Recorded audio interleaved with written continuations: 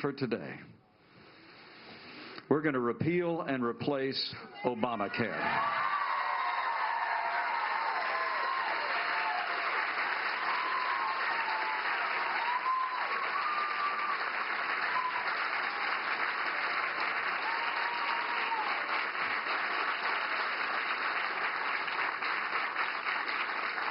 You know, I'm very humbled.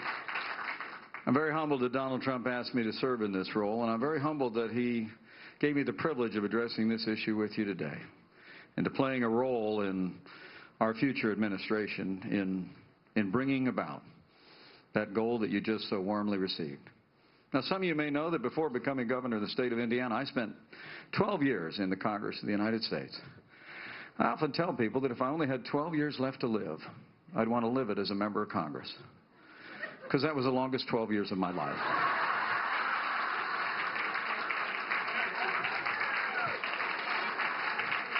I mean, it can be a frustrating place, especially back in 2009 and 2010. I was actually the leader of the House Republican Conference, helping to lead the fight with my fellow Republicans against the so-called Affordable Care Act.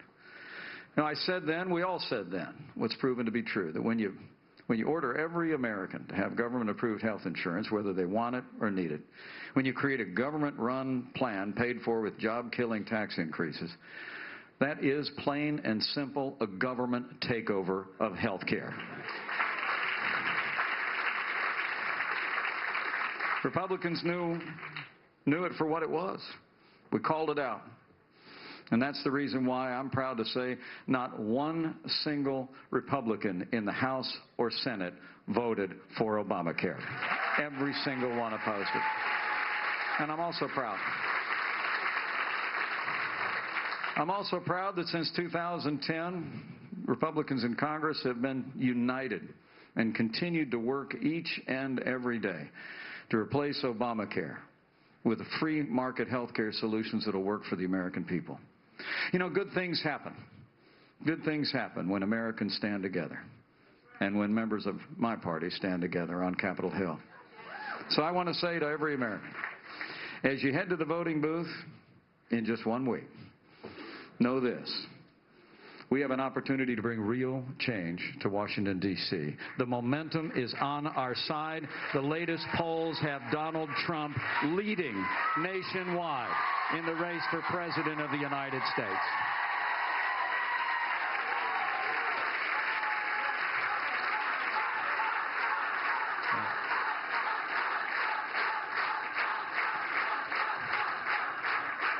Democrats and independents are joining this movement. Republicans across the country are coming home.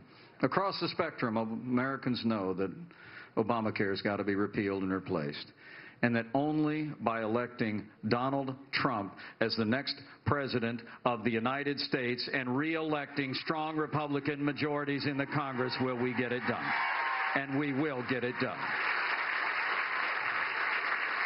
I stand before you today because today open enrollment begins on the Obamacare exchanges.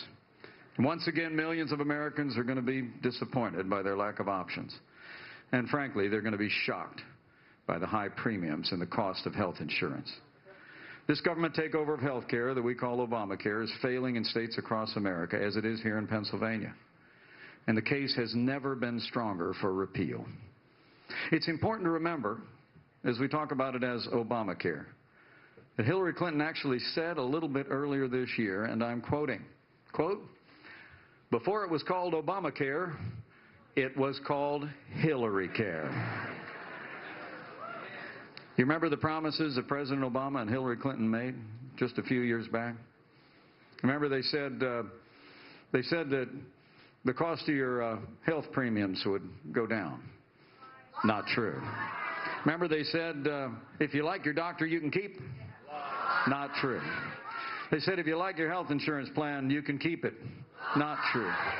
The truth is premiums for employer plans have gone up by almost $5,000 since President Obama took office. And last week, the Obama administration announced, and this is almost breathtaking to think about it, the Obama administration itself announced that the average premiums under Obamacare exchanges are going to go up 25% on average across this country. But that average hides the specific states where families are about to be pummeled with unprecedented sticker shock. For a 27-year-old buying an Obamacare plan, Arizona's premiums are going up by 116%. Tennessee is going to go up 63%. Minnesota, 59%. Alabama, 58%. And in North Carolina, they're going to go up by 40%. American wages haven't gone up in the last 15 years by any appreciable amount, and yet we're going to see the cost of our own health insurance, the health care of our families, rise dramatically in the next year. Right here in Pennsylvania, that number is a whopping 53% increase for next year, and a total increase of 69% when you add in last year's rate hike. Our paychecks haven't gone up by that amount, but the cost of your health care here in Pennsylvania is. And most heartbreaking of all, in Pennsylvania, almost 110,000 households will see their rates spike drastically with absolutely no help from the government. I remember back in the days in Congress, the very day this bill passed. You remember, Doc? Nancy Pelosi went to the floor of the Congress and said, quote, "We have to pass the bill so we can find out what's in it." Well, we found out. And it's even worse than we thought.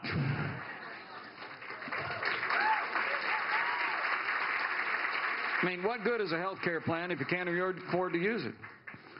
With its increasing costs and high deductibles, most people are paying for something they can't afford to use. 50% of Obamacare customers are now skipping medical visits to cut costs. Think about that.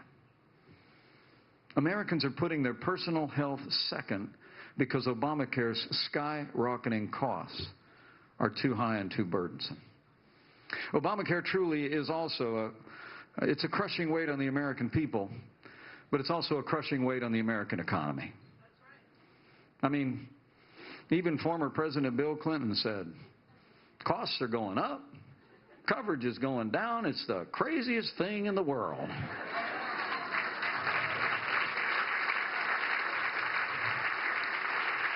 I guess even with the Clintons, sometimes truth happens.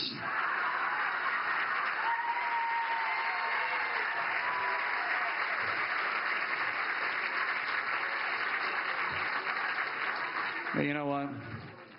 Don't be deceived by Bill Clinton's newfound skepticism. I mean, Hillary Clinton's plan is actually to introduce what's called single payer into the system, more government-run health insurance. She actually went to Canada and gave a speech that came out not too long ago. She told Canadians and business groups that she wanted to get, and I'm quoting, universal health care coverage like you have here in Canada.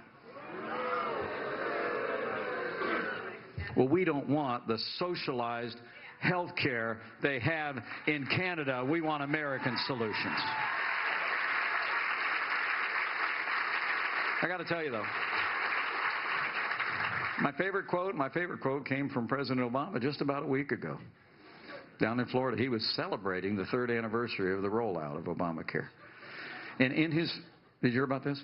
In his speech, he actually compared ObamaCare to the Samsung Galaxy 7 phones that spontaneously burst into flames. I'm serious. President Obama said, here's the quote, "When one of these companies comes out with a new smartphone that has a few bugs, what do? They fix it. They upgrade it. Unless it catches fire, then they pull it off the market."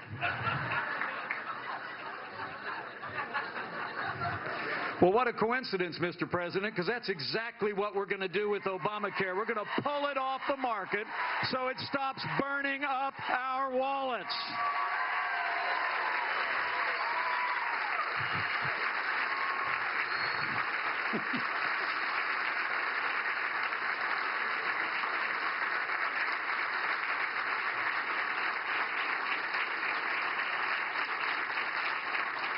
You know, it's remarkable when you think about it. Almost 20% of Americans eligible for Obamacare will have only one exchange insurer available this year.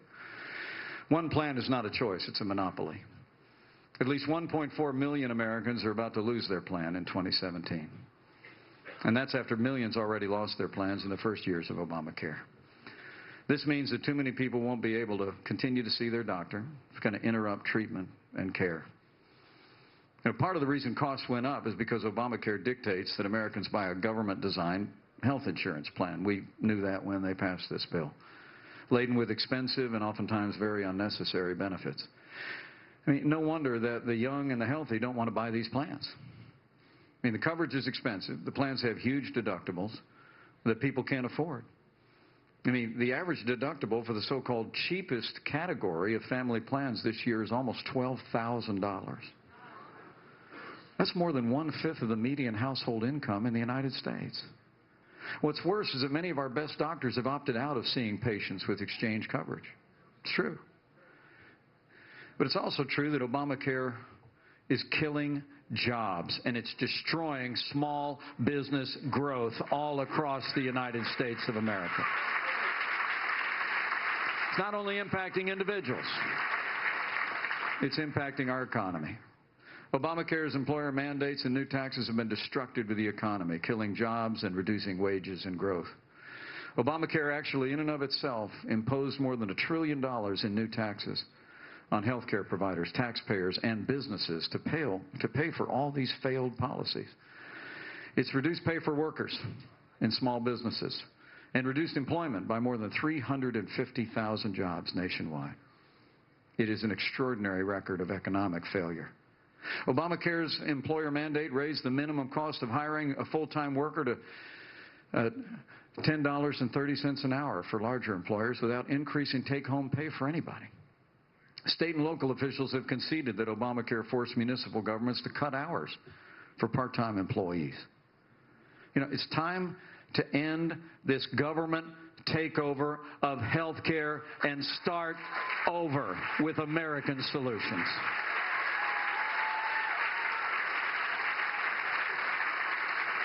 For all these reasons and more, when Donald Trump becomes president of the United States of America and we re-elect strong Republican majorities in Congress, we're going to repeal Obamacare, lock, stock, and barrel.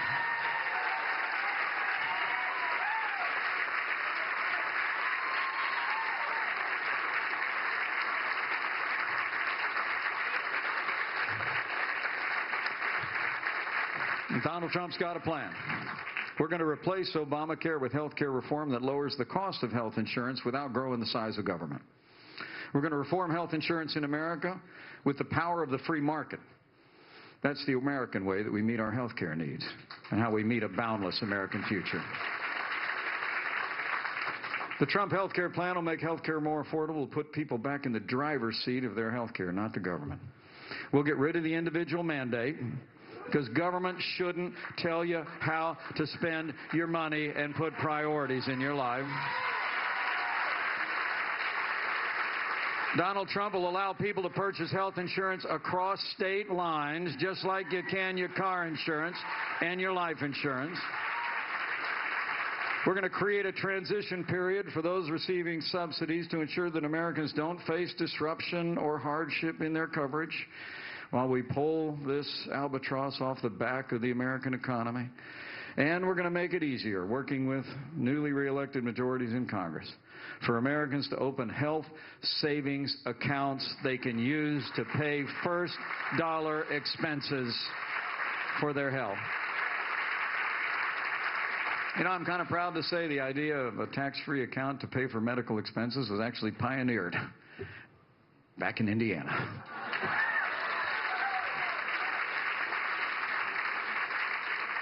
Health savings accounts, if you're not familiar with them, basically allow you to control your health care dollars. Pick your doctors and your treatments that work the best for you without interference from insurance or government bureaucrats.